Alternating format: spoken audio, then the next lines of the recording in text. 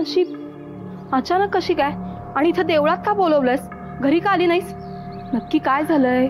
वहिनी अहो किती प्रश्न विचारताय. तुम्ही आधी पाया तरी पडून घ्या, मग आपण शांतपणे बोलू.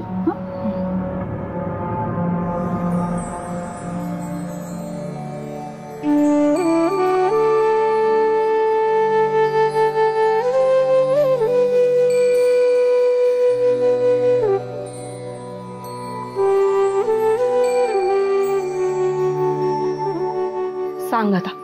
हो चला ना, आपण बसून बोलूयात. अगं मला कळेच ना, तू इथं का, तू घरी का आली नाहीस? हो वहिनी सगळं सांगते, या तुम्ही आधी. बर सांग आधी, काय झालंय?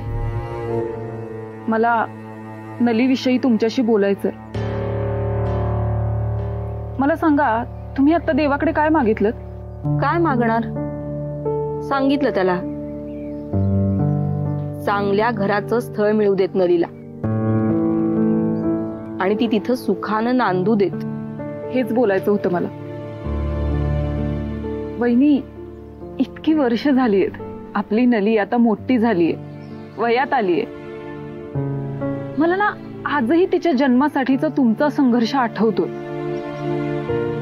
पण एक गोष्ट लक्षात आलीये माझ्या, म्हणजे अर्थात तुमच्याही आलीच असेल. तुम्ही नलीशी शेवटचं कधी बोलला होता?